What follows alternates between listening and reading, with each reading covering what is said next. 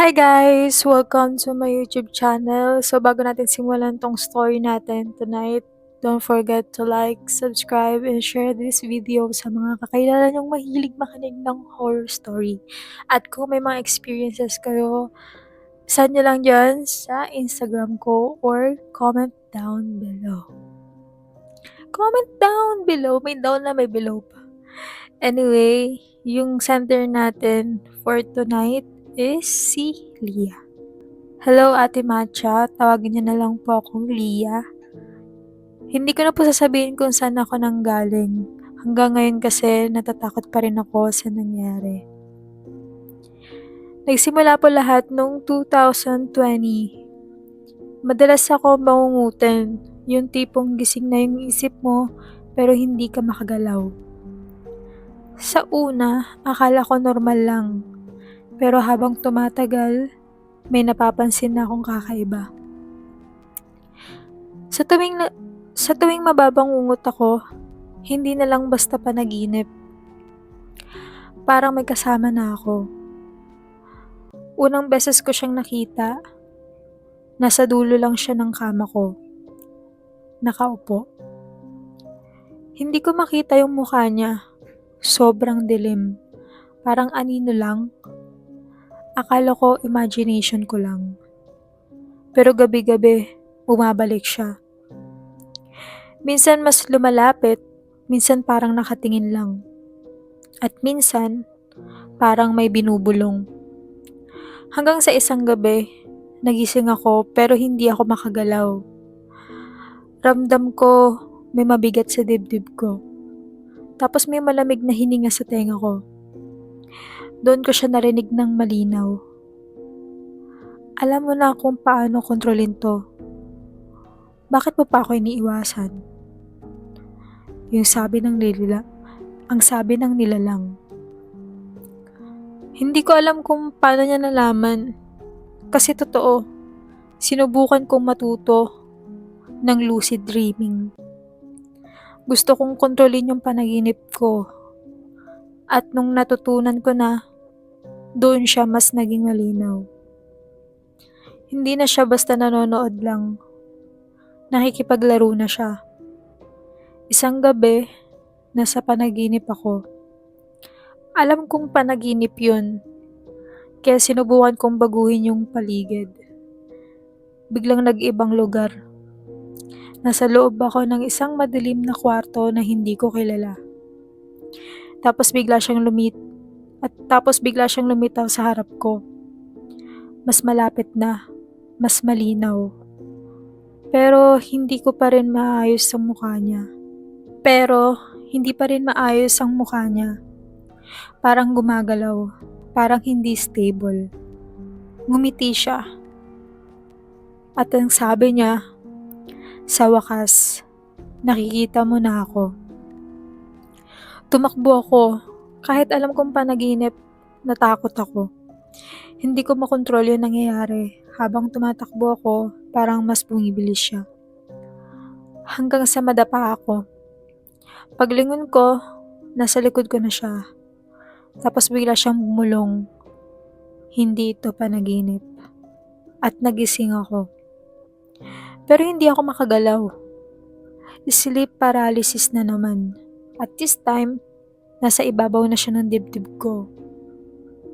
Unang beses kong nakita yung mukha niya at dun ako mas natakot. Kasi, kamukha ko siya. Eksaktong-eksakto. Ngumiti siya sa akin tapos sinabi niya, "Pagod ka na, 'di ba? Ako na lang muna." Kinabukasan nagising ako. Normal lang lahat. Akala ko tapos na. Pero simula noon, may mga bagay na hindi ko maipaliwanag.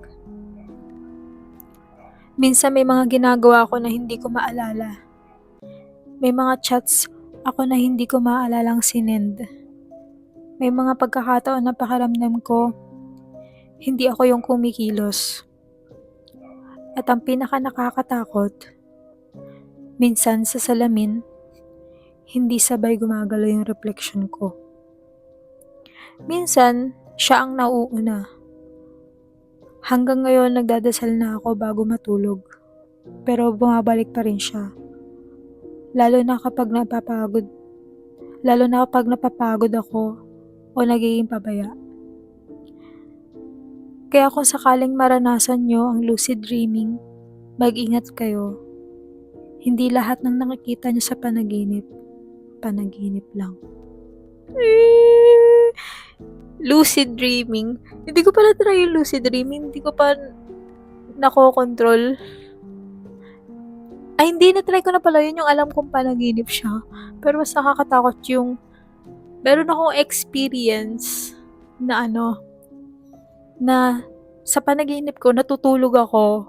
Tapos magigising ako. Tapos nung nagising ako, panaginip pa rin pala yun. Tapos magigising ulit ako. Ganun nangyari sa akin 3 beses. Tapos, na-try ko na rin yung sleep paralysis, yung magigising ka pero hindi ka makagalaw. Try ko na rin yun. Nakakatakot. Kasi kahit totoo yung naranasan ng iba na kahit sumisigaw sila, kahit anong gawin nila, hindi sila makagalaw, walang voice yung sigaw nila. Na-try ko na rin yun, nakakatakot. Tapos wrong timing pa. Kapag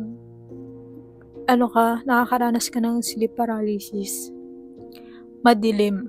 Yun yung nakakatakot. Pero lahat naman siguro ng sleep paralysis, pag madilim.